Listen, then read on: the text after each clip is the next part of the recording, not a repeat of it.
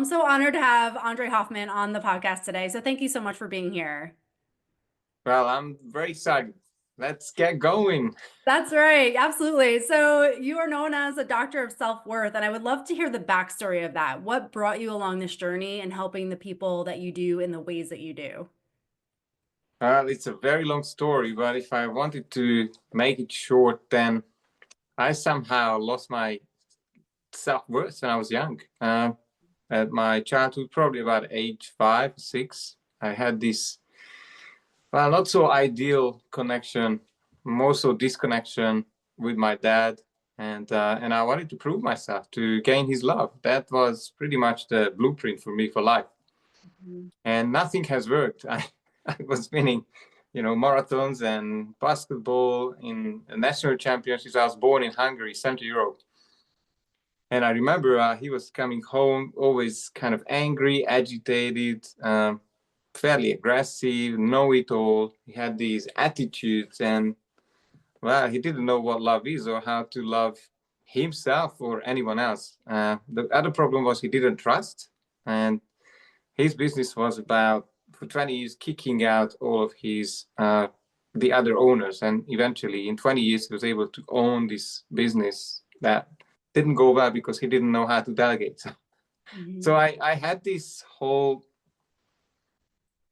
insecurity going on, never feeling good enough, never feeling I deserve more or attention or love. I was always asking myself, am I in the right place? Always measuring people up. Am I better or worse, inferior? So I decided I work in banking because I had no idea who I was and what to do with my life. And that thought, like, if I can make money, it's better if I have no clue about me. And about 5 years, I realized I need to find answers. And that's where I started to move overseas, first to Ireland for, I think it was for 8 months, it was. The next was New Zealand, where I lived for 7 years. And there I had this idea that probably I need to work 6, 7 months and travel the rest of the year. And then I was looking for spiritual gurus to tell me what's wrong with me, personal development books, and seminars, hypnotherapy, past life regression. Like, I really started to invest into finding answers. Then I moved back to Europe. I tried again with my dad. It didn't work. I started up a few businesses. I ran them into the ground. Then I moved to Australia. By that time, I had 2 children and a wife. And I was back again, working hard, not having enough time, and money. And eventually my life ended up in this edge of collapse.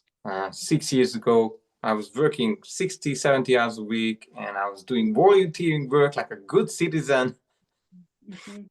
And that week, I remember my wife asked me, is it time for us to divorce? And I had a 6-year-old and a 9-year-old son. I thought, well, this is a total failure. I was running away from Europe to get rid of my dad and to not repeat. Yet here is me. I'm bashing myself up, angry at myself why I have to work so hard. I can't have my life back as a backpacker. I traveled 70 countries around 5 continents. And now I even have a wife. I need to make them happy. I need to earn all this money. I thought, well, I can't believe it. I have done a full circle. And at that time, I believe I made one decision. And I said, well, I had massive goals before about finances, about how to, own a property portfolio, all of those things. I said, well, if this one thing I can handle, this insecurity, this lack of confidence, this lack of self-worth, then maybe my life would mean something. And that week, when I got home, I had that little time and I connected with my kids, and they were telling me these wonderful stories. Or I was reading bedtime stories, actually, and I always allowed them to slap me in the face if I fell asleep.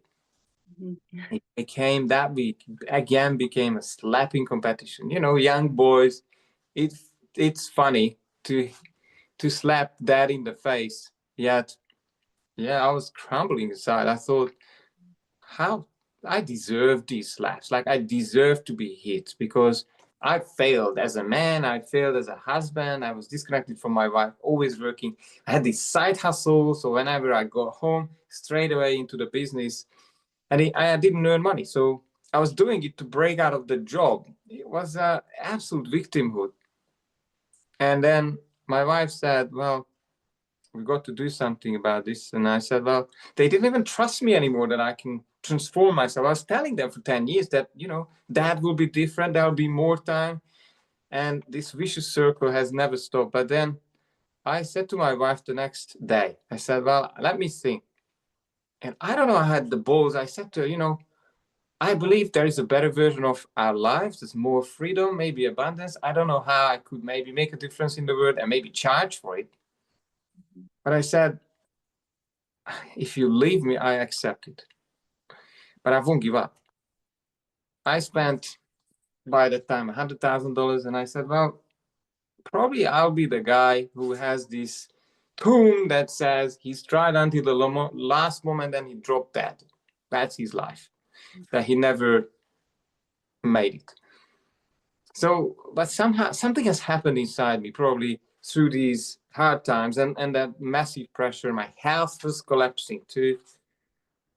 And I attracted within 3 or 6 months. So 34 years of feeling worthless and then massive pressure. I hope this is teaching something to your audience. And then probably 100% commitment has come into the picture. And then within 3 to 6 months, I found a mindset coach, emotional healer in one. And he had helped me to rewrite my whole life story, the struggles with my dad. And the Doctor of Self-Worth brand came out of this transformation. Ever since I've been helping others to make this quantum leap from their old self, their struggle, the pain, things are not going well, to the new version of themselves, to really get what they want and what they deserve in life. And that's what excites me the most, to shortcut the journey and cut the $100,000 and the 7 continents to the 30 years. Like I was looking for answers outside. It was wrong. I should have been looking more so inside and maybe ask for help. Absolutely. Oh my gosh, so much of what you said just very much resonates with me. And I think so many of us get caught in that loop, even though the story may be different, but we're always like grasping for something outside ourselves to feel like we're enough. And, you know, like that could be through achievement, or it could be, like you're the finances and trying to feel like, okay, this will be the answer. And you said it exactly. It's like you looked outside yourself so much, but it really, you had the answers within yourself that whole time. And it's like Dorothy in the Wizard of Oz, she's trying to get home, trying to figure all these ways to get home, but she had the ruby slippers with her the entire time. If she had just clicked, she could be just home. And we don't realize we have that power to take ourselves home at all times. And when did I know you talk about like you had all the pressure and everything was, you had your back against the wall and everything was kind of collapsing around you. What did that look like in that moment, that pivotal moment where you feel like I have to do something? Where was your starting point at that point? Well, as I said, that week was terrible. The slapping competition with my kids. My wife asked me, is it done? Mhm. And a few days before, I almost had, I was driving trucks at night, so I make more money. Mhm. And I woke up twice in the emergency lane while driving in a truck, falling asleep. So I knew probably there is a literal brick wall is coming my way, and I'm going to hit it. And probably I was lucky enough to have that conversation with my wife. Mhm. And as I said, I had no options left. I was about to lose my kids, my family, who I was working for supposedly. Mhm. And I thought, well, I can't give up. I just Mhm. have to find something that works. And probably I was up to 40 or 50 things that I tried by that time. So Wow. that wasn't much trust. My wife said, well, you're wasting all this money. I was away on weekends, the Tony Robbins, file walking, and Mhm. unleash the power within. Like I was doing DeMartini stuff, like all of these. And it seemed like I'm beyond help. I'm a Mm, hopeless case. mm, And then it looks like this mind is giving in when mhm, there is a commitment, there is no plan B. mhm, Maybe that's what I needed. And I tend to see that, unfortunately, that a lot of people has to come near the edge mhm. to to Yeah. finally decide to change and shift and ask for help. Mhm, And that was a big one for me. I never actually chose that because I already paid for these problems. You know, when you down thousands and thousands of dollars and they tell you, oh, now pull out the $5,000. And I said, well, you know, I came here to get this and it didn't work. Now you mhm, want another $5,000 for something that is going to bring me to where I wanted to go in the first place. I said, this is just not on. mhm. Yeah. And probably that's why I set new standards in my own practice. I say, well, I give everyone a free conversation. If I can help, then I Yeah. guarantee results. And if I Mhm, can't help, then I'll just say goodbye. mhm. To Absolutely. save people money, time, resources, Mhm. and I don't think it's fair. Yeah. There's a cleanup that's needed in this industry. Do Mhm. you agree? Oh, 100%, absolutely, and that is it is, when you talk about you spent all the money and you're getting all the resources and still not feeling any differently, that is almost a worse position than not seeking out the resources because now you're like, okay, I had hope, and then the hope gets diminished. You had hope, and then the hope gets diminished, and it's that roller coaster ride of like, you said it, like maybe I'm not able to be helped, and that is so damaging to somebody who's already in such a dark place, and now you're relying on these resources thinking that that'll be the answer, and then it's not, and then it just leaves you in that void, and that is such a tough place to be in completely. And you talked about that coach that made a difference and that encompassed the emotional side. Can you talk about your experience with that? What was the pivotal moment where you started to see changes within yourself and you started to recognize that you were able to be helped and you were making progress in that? Well, I would love to say there was a pivotal moment.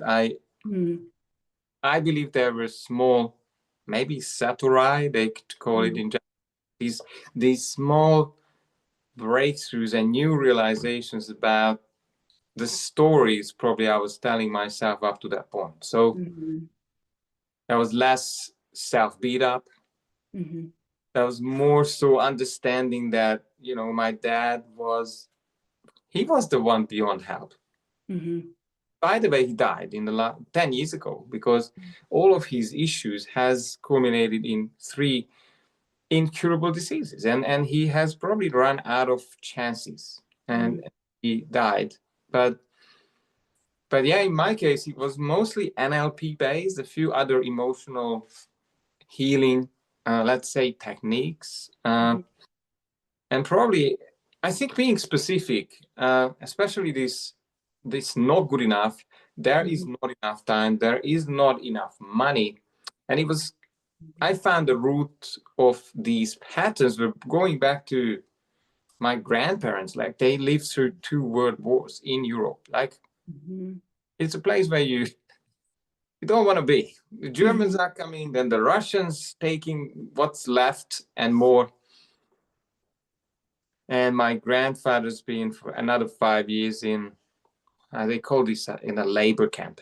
And mhm, I was the scarce of everything. So, I mean, it was sort of passed down mhm, in our family and there was no private ownership either in communist countries. So there was a lot of stories that backed up our hopelessness. mhm, And when they were released, so to speak, or when they were translated or flipped. mhm, And I realized that, oh, the 30 years could make some sense if I'm now using it to serve others. mhm. So, Yeah. so finding the meaning with the 30 years of struggle Mhm, has been fundamental for me to realize, oh, so if I'm changing, and it took me, as I said, 6 to 12 months, sometimes group, sometimes one-on-ones, I realized that, oh, this must be needed. That must mhm, be, it must be millions of people out there who are stuck in their head, who are finding triggering moments. And that was me too. Like I could not literally speak more than in front of two people. Yeah. Yeah, absolutely.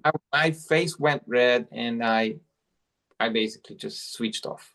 And I Yeah. was able to go through school until the final thesis in uni to never speak in front of an audience.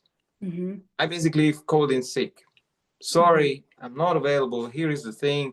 Read it, mark it, however you want it, but then I'll be back. And I was able somehow, and this avoidance, if you're listening to us and you see these avoidance patterns, and you want to find the root, because it could run your life and your results. And I'm also saying lack of maybe the results that you are looking for. Absolutely. And you talk about the root, and that's so key, because so many things are just kind of like covering that up, or people do a lot of coping mechanisms where they're just trying to mask what's going on, but it's only when you actually get to the root of it is when things start to transform. And you talk about the generational cycles and what you're experiencing, all these messagings that have been passed down. A lot of these are under the surface. You don't even realize that you're living by these belief systems until you actually do that deep dive and realize, like, oh, that's not true. I don't have to live by that. And we always have the power to change the meaning behind things. And that's truly where our power is. And can you go into that a little bit more of like what were some of those things that you started to change, the dialogue that you started to change, or the belief systems that you started to change about yourself? But I have to work hard. My dad worked 6-7 days a week. And I started to realize that he may not have just worked to work hard and to earn a lot of money. Not that he shared with us, there was some domestic violence too, but that's another thing. But I realized this does not serve me, because I've started to see, remember when they, when you live with the blinders on, let's say I have these blinders and I can see that, yeah, this guy is working hard. My uncles have worked hard, and yes, money comes in difficult ways. It's a struggle. But when you take this off,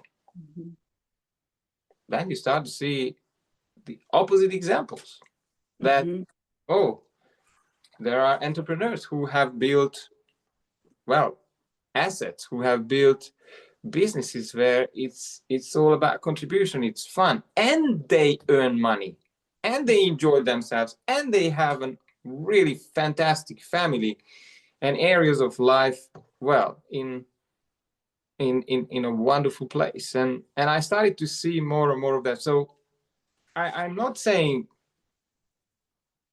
for some people there's these magic shifts, and I find usually 3 or 5 bigger patterns that needs to go. The other big one for me, and I was sitting on that for a long time, is this idea of I can't make money out of my passion. Like that was killing me. Before that, I tried to, I was trying to work a lot, so I have a few months to do volunteering work. So I was telling myself, now I'm doing what I would love to. I want to contribute. But then I had to go back to work again, 10, 12 hours a day, and then hoping for a few months, because I worked so much that usually I had to release my frustration. So I took family for a few weeks or months to overseas holidays, and I was saying, oh, I can handle this. It helps. But I knew I have to go back to work. So I think the magic formula is really somehow turn passion into your business, or somehow to operate from that place where you do what you love every day. And I want you to set your own terms. If it's 3 hours a day or 3 days a week, well, there is a formula. Somebody must have done it.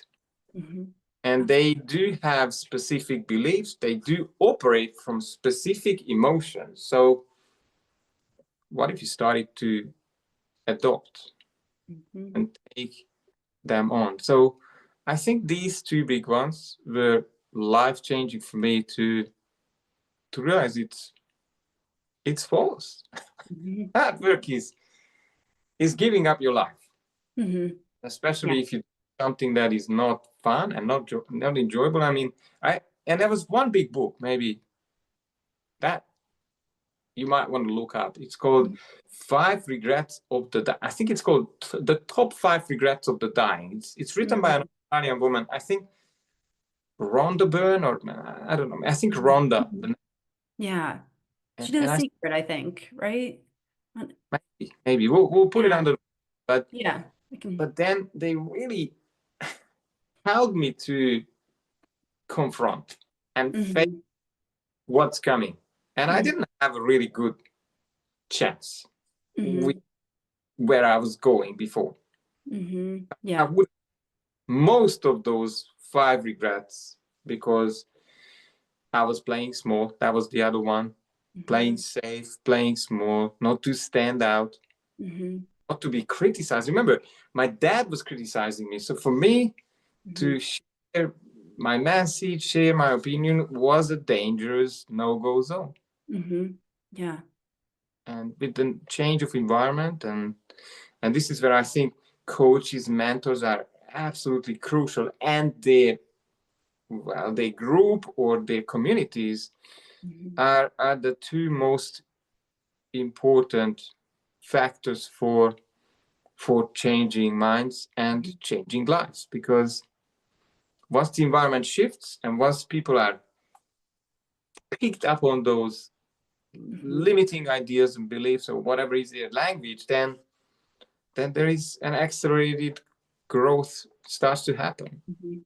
Absolutely. Yeah, and you talk about the lens, it's like once you have that lens of clarity, now you start to see so many things differently in your life of like, oh, no wonder that was a struggle because I believe this. And it's like you start to see all those things that maybe you've gone through that in a different way than when you were living it. It's amazing. Like at least from my experience, like by gaining that clarity, I've seen so many things in my life where I'm like, oh my gosh, no wonder I was having a hard time because I believed that at that time.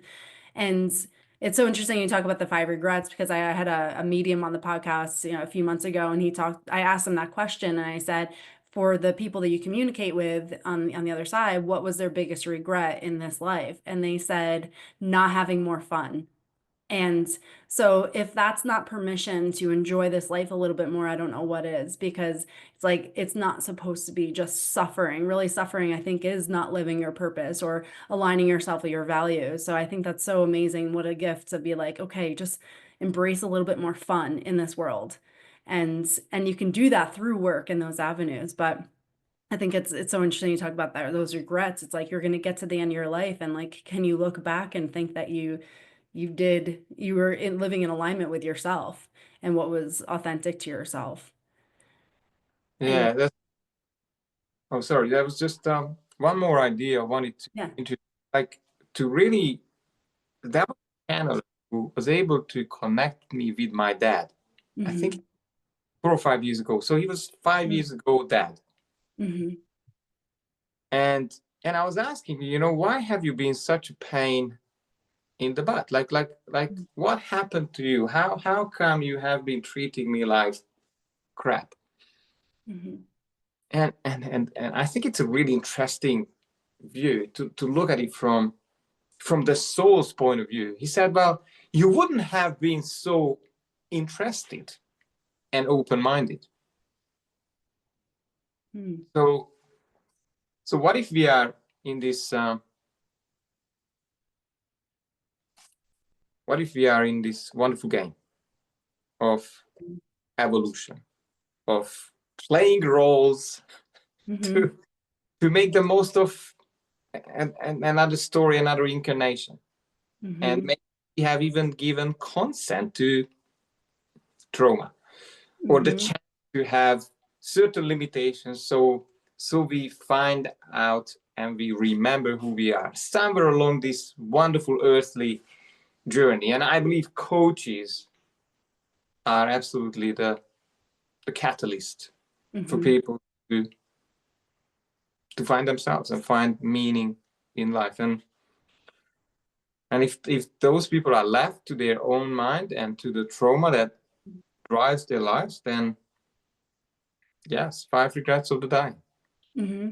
Absolutely. And I completely agree. Having that coach to hold space in those moments, because it's like a painting. If your eyes are right up against the painting, it's hard to see the painting for what it is. A coach allows you to get a little distance from it and be like, oh, okay, like gain more clarity and see it more clearly. And it's absolutely essential, no matter how far along you are in your journey, to have people that hold that space and help you along that journey. I think that's why we're all here. It's just kind of helping that past version of ourselves. And through that, we've walked, you coaches a lot of times have walked that path, and it's finding someone whose story resonates with you and you can really relate to them, because they may be a few steps ahead of you on that path, and they can guide you through what they've gone through without having to go through all the brush and create that path. And it really is so important. I'm a huge advocate for seeking out that assistance, doing that inner work, but also realizing that you need someone to kind of hold that space for you in the journey. So can you Uh, talk about, oh, go ahead. Go ahead, go ahead. Oh, and say, can you talk about what your life is like today? What are some beliefs, in that transformation? What are some beliefs that you carry today? What are some things that you anchor into today that when, maybe life does get rocky, that you can ground yourself in a different belief system? I think I have this no fear attitude or no limits person. Like I have last year. I thought, yeah, why not? And this is big for me too. Mhm. Why not set myself up and talk on university stages in the US? Mhm. I thought, all right, let's play that game. Mhm. I have really good games these days, and yes, it's all happening. There's speaking reels, but I believe that there is a constellation Mhm. for magical shifts and results to seem to happen by accident or coincidence. Yet I believe when that subconscious mind aligns with the universal mind, or however you say, the intuition, and you get these impossible, beautiful uh, coincidences start to happen for you, then you may be just one deal away from a life of freedom, Mhm. from a life on your terms. And this is what I do now. I love. We bought this kind of organic farm last year. We traveled around for 8 months in Europe because we didn't know where we want to move with 2 children. We're homeschooling them. So yeah, we traveled around with a caravan. It was a bit of an adventure and visiting about 20 countries. And we ended up, yeah, eating organic. We are just setting up the soil and the farm, and I was just back from cutting wood. A more nature-based life. That's what we had chosen. Caravan, I still have it, and probably I'll get around Italy a few times a year because it's not too far for us, about 5 hours drive. Lucky, Yeah. and it's a big and beautiful place. I love paragliding. I'm waiting for now for the snow to build up enough on the ski fields in Austria, because we live in the Hungarian-Austrian border. And mobility and freedom was my main values, to sort of work when I want to Mhm. and work from anywhere, anytime. And this is what happened last year. Like most people didn't even know I was doing my podcast from side of the road in southern Spain or Mhm. Portugal, or places. Probably 3 or 4 times I had problems with signal. Obviously, Mhm. uh, I was still using a mobile phone Mhm. as tethering internet. But with most of my clients and the group work, I was able to do the work from anywhere, anytime, and Mhm. I spending quality time with my family and children.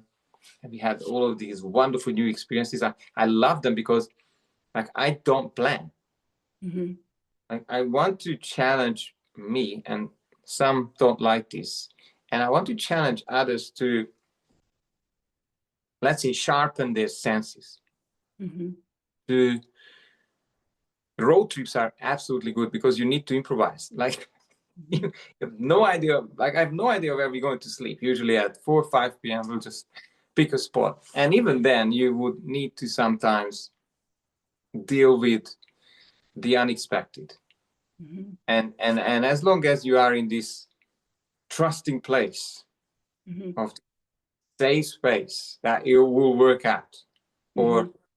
noticing the signals or the signs, Mhm. it all turns out to be wonderful and beautiful Mhm.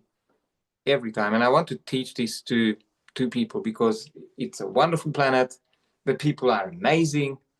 They love and want to give and share with you most of the things. So put on, where's my other glass? Not here. Put on the other glasses that it's a wonderful word. Mhm. You are loved. You are safe, and you can do what your heart whispers to do. And you could even turn it into a commercial organization if that's what you are called to do. I Mhm. don't know if I answered your question. I don't remember what it was. Well, I'll circle back, but I love the message because I think that's absolutely key. And I think you need to hear that, like, you are loved, you're worthy of this, like you can do that and feel like you're not trapped in just doing what the external world tells you to do. I think that's such a beautiful message and something that I think we all need to hear because as a society, I think there's a message of scarcity and lack and fear. And so it's breaking through that and just anchoring into yourself. And, we have the choice to either live our life out of fear or live our life out of love. And it's like it's literally that simple. If we can just choose love every time, then we start to move ourselves in a better direction. And what I want to go, when the question was like, what I wanted to go into is how would you describe your worth today? Like, how do you feel about yourself today? And what was that transformation of your inner values and your inner worth? What does that look like today for you? I think the biggest was doing away with fear. Mm-hmm. It sometimes creeps up a bit, what if we won't have enough? But because of the journey I have come through, Mm-hmm. like I know my resources and my belief in my fellow human beings. Like Mm-hmm. like Mm-hmm. we're all in this together. They want to share what they have, even if it looks like the world is a dangerous place. I Mm-hmm. think certainly there are suburbs you don't want to go to, but I feel really good about myself. Mm-hmm. I pretty much, if I look at my calendar, then I'm doing things that inspires me. Uh, Mm-hmm. I have my own podcast where hopefully I will have you, Kelly, soon as I can. Mm-hmm. Uh, I'm sharing the message of, well, the mind drives your results, and better be best friends with your subconscious mind, which is pretty much determining where you get your results in every area of life. And if you have, let's say, less than optimal results in any area of life, like it has its roots. Don't play life at the highest level. Look for reflections in you. How have I created this suboptimal result? Like what was I thinking? How was I behaving to attract it to me? Mm-hmm. Then you're making the fastest progress, I believe, because and maybe have a winning team. And Mm-hmm. I did work and did help a lot of people, and I have this. I was always telling myself, like, I want to have a winning team around me, Mm-hmm. people who are crushing their lives, or at least they have this authentic living and running a business in that entrepreneur space, Mm-hmm. Yeah. because I can have those 10-15 minute conversations with them where they tell me Mm-hmm. when I'm not listening. They tell me when I'm stuck in a mindset that I think the biggest one is opening up to things that you don't know. about yourself or about your thinking. Like most businesses are suffering because the business owners think they know something for a fact, and they have lack of awareness. And other areas of life similar the same. What do you not know that you might be doing that is causing you failures in relationships or in health? I think these are absolutely biggest pieces of the puzzle. And I want you to look at it a bit longer term. Like please give it a few years. We love, probably Kelly and myself, we love rapid transformation. Yes, the big ones. But if you could give to this mindset work, this transformation, a few years, you wouldn't even recognize where you came from. 100%. Ask help from those who you resonate with. Ask as much as guarantee as you can. So then you can move on if it's not working. And I had plenty of those experiences before. But yeah, so my self-worth is really is loving my life and how it's turning out to be. It's a wonderful adventure now. And I can put things into my future that seem to happen. Obviously, I show up, I take action, yet I don't have to force it. There's another good book, it's called Force versus Power. Yeah. Yep. You might want to I have a it on read. my bookshelf behind me. Yeah. Not Of one course, I've read yet, but I have it. It's on my docket. Yeah. absolutely. Subtle ways of creating results, not through that, because that was me. The old self of me was, oh, I have to work hard, I have to work 18 hours a day, and then maybe then I will get it. Yeah. Toxic. Yeah. It's the fastest way to burnout and destruction. I mean, there's only so long you can maintain that pace. You Yeah. come across people who they say, oh, you have to fight for it. Like, really? Like think of it. If you believe that you have to fight for whatever, then you're attracting and people to fight with. Like, do you really want to fight? No. Yeah. We're not too far from Ukraine here, and I can tell you, not a good energy. Cooperate, flow, and allow to receive. Absolutely. And yeah, make those, make space for it, to receive it, and then love the outcome and move on, and maybe teach others to have those results as soon as they can. Absolutely. Yeah, that was such a big eye opener in my that masculine versus feminine energy of like for me, I'm very much like that masculine, like go, go, go, go. So I can so resonate with what you're saying because that's been me for years of like I just have to keep pushing at this and keep working hard and late nights and and that was like it was wearing on me until I realized like it is you sow that flow and receive and slow down and like get clarity and not feel like it's just that like intense mindset all the time. Of course, you have to take action, but there's also that like beauty in allowing that feminine energy in the process as well. So I completely agree. One last question I want to ask because I always think this is so powerful in, you shared a lot of your story in the beginning and some of the struggles and challenges that you went through. What is your perception of those times now that you've gone through your own transformation? How do you view those? And your and maybe the meaning behind those and where it brought you to today. It was literally living in another universe. It was a very dark and limited place.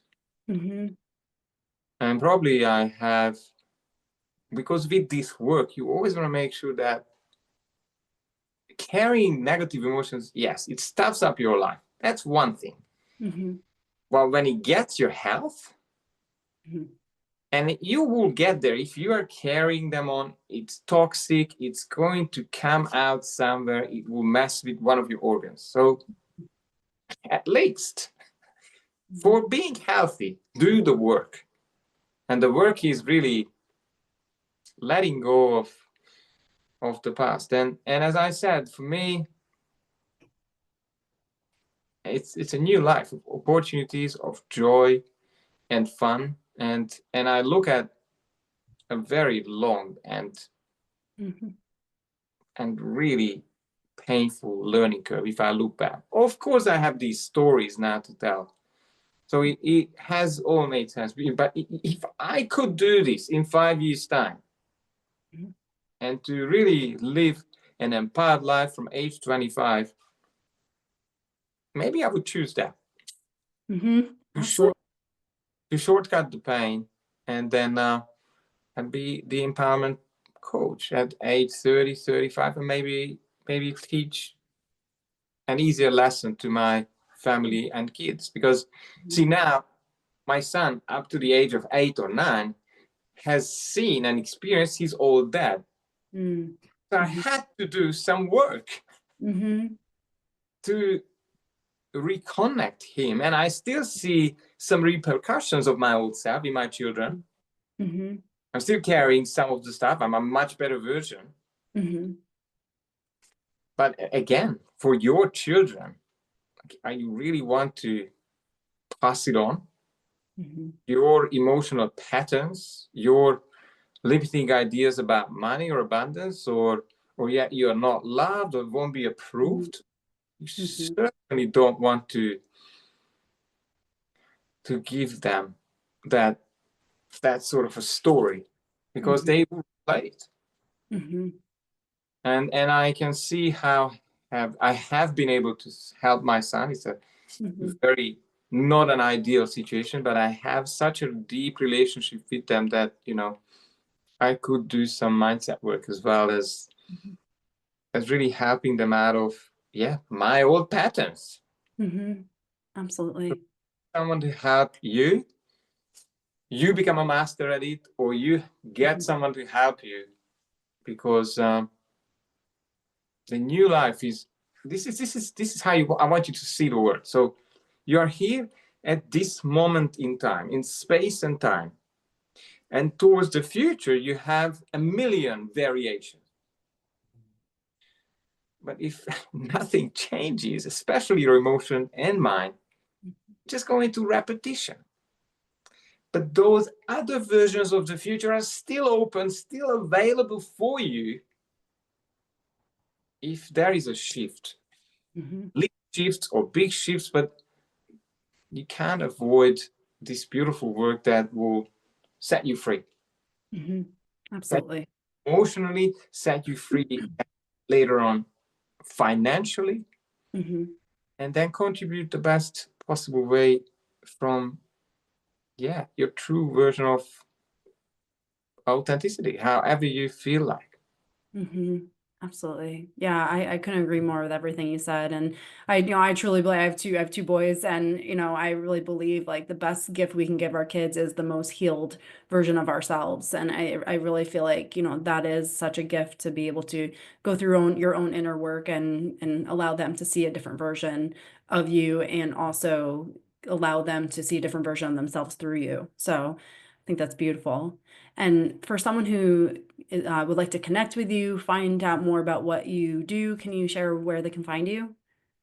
Oh, thanks. The easiest way is to just punch in hashtag Doctor of Self-Worth. That's DOCTOR of Self-Worth. Or the website is www.doctorofselfworth, all in one block, DOCTOR.com. And you can have a look what I'm doing. There's a free newsletter. As on the resources page, there is the 6 steps to sort your SHIT out so you get what you want. There's a, Mhm. there's a few easy. They are just 3-5 pages, because I was telling this to someone today that getting results is not complicated if you don't complicate it. Mhm. Yes, absolutely. Humans, we are just amazing at overthinking Mhm. and messing up with even figuring out what the problem is. Like most people, and probably had the experience, they come to me, oh, my business is not working, and then I find out they're taking care of everyone else. not a Mhm. big problem. Mhm. Yes. Is there, 100%. I mean, how would they be able to sell then if it's about people pleasing and they bring that pattern into their business? Of course, then other areas of life are suffering. So Mhm. I'm very excited to speak with you again. I mean, I loved this. It's been amazing. I hope we'll create some more content later on. I love absolutely. It's been so awesome collaborating with you, and I'm so looking forward to continuing the connection. And I'm so grateful for everything you shared today. Your story, I know, will resonate with so many people. It may look a little different in their life, but it's the same patterns that you can see that come in life, and just really create whatever your reality is. So I'm so grateful for everything you shared. I know it's definitely going to help people in tremendous ways. So thank you so much. Thanks very much. Take ownership of your results, and then change is not too far. With Absolutely. 100%. And thank you again for everyone who's tuned in today, and definitely follow Andre on all his platforms. And thank you so much for being here.